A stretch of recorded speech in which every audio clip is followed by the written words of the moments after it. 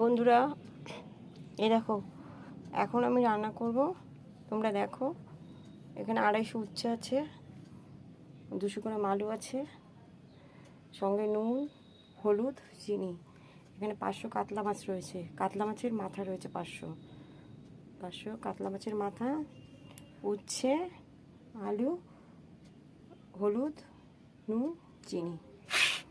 সঙ্গে এটা আসছে দেখো, পেঁয়াজ কুচি, রসুন কুচি, কটা কাঁচা লঙ্কা ছোটো ছোটো, আর 2টো শুকনো লঙ্কা। তোমরা দেখতে থাকো আমি কীরকম করে রান্না করি। এ দেখো, উচ্ছে, যে কাতলা মাছ 500 রয়েছে, এটা দিয়ে আমি রান্না করব এখন। তোমরা দেখতে থাকো। এই যে বন্ধুরা, পেঁয়াজ কুচিটা দিয়ে দিলাম, রসুন কুচিটা দিয়ে দিলাম, আলু আর উচ্ছেটা লাল হয়ে গেল।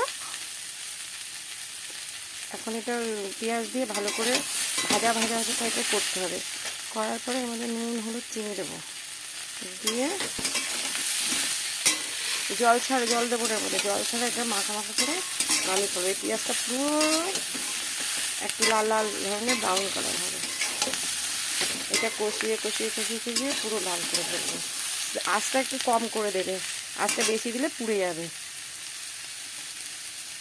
ঠিক আছে, এই যে দেখো, এই যে মাছের মাথাটা, এই দেখো কেমন লাগছে দেখো।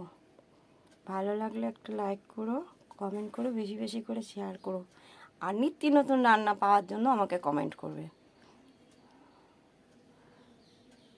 ভাত খাবে পেট ভরে, আর দেখে নিও আমার রান্নাটা।